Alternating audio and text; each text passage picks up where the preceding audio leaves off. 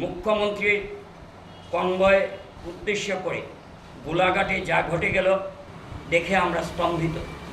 যেখানে খোদ আসামের মুখ্যমন্ত্রী গাড়ির উপর বোতল ছুড়া হলো, এখানে গণতন্ত্র আজ পদদলিত, এখানে গণতান্ত্রিক আন্দোলন নামে সন্ত্রাসী কায়দায় আন্দোলন চলছে। আমরা এটাকে কখনো সমর্থন করতে পারি না। এটা কাশ্মীর নয়, এটা আসাম। যারা এ ধরনের আন্দোলন নামে বোতল ছুঁড়ে মারছেন তাদেরকে আমরা হুঁশিয়ারি করে জানিয়ে দিতে চাই, আসামের মুখ্যমন্ত্রীর মান সম্মান আমাদের মান সম্মান। তাই যারা এ ধরনের জঘন্যতম কাজ করছে তাদের প্রত্যেককে দৃষ্টান্তমূলক শাস্তি দেওয়া হোক। আজকে প্রদেশ সভাপতি হিসাবে গৌরব গগৈ চূড়ান্তভাবে ব্যর্থ। তার দলের কোনো নিয়ন্ত্রণ সেখানে নেই, উনি সম্পূর্ণভাবে ডিকন্ট্রোল। তাই প্রদেশ সভাপতি হিসাবে গৌরব গগৈ চূড়ান্তভাবে ব্যর্থ হয়েছেন। গৌরব গগৈকে এ ব্যাপারে প্রকাশ্যে মুখ্যমন্ত্রীর কাছে ক্ষমা চাইতে হবে।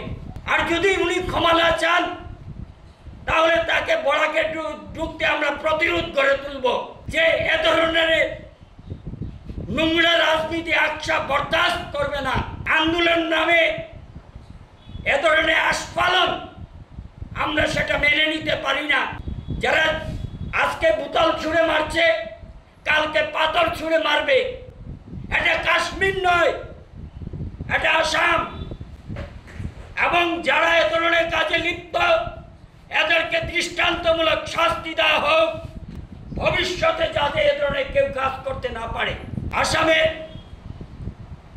জনপ্রিয় মুখ্যমন্ত্রী দুর্দান্ত প্রতাপ মুখ্যমন্ত্রী হিমন্ত বিশ্ব শর্মা দিন রাত এক করে আসামকে একটা 5টি রাজ্যের মধ্যে একটি রাজ্য প্রতিষ্ঠিত করার জন্য দিন রাত এক হয়ে কাজ করছেন। মুখ্যমন্ত্রীর সম্মান আমাদের প্রত্যেকের সম্মান। যারা ছুঁড়ে মেরেছে তারা একটা জাতির কলঙ্ক।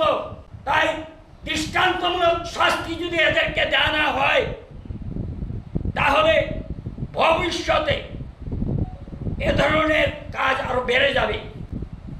সমূলে এদেরকে ধ্বংস করতে হবে। গোলাঘাটে যা ঘটে গেল, আসামের কোনো রাজ্যে যাতে এ ধরনের কাজ করার সাহস না দেখায় তার জন্য এদেরকে দৃষ্টান্তমূলক শাস্তি প্রদান করতেই হবে। গৌরব গগৈ চূড়ান্তভাবে ব্যর্থ হয়েছেন এবং উনি ক্ষমতায় সভাপতি হয়ে আসার পর একটা জঘন্যতম কাণ্ড হলো। কংগ্রেসি ভাইয়েরা যারা আছেন তাদের প্রতিবাদ করা উচিত ছিল, কিন্তু এরা কোনো পেটে বসে আছেন। ধরনের কাণ্ড গণতন্ত্র বিরোধী। তাই আমরা এ ধরনের কাজকে কখনো সমর্থন করতে পারি না।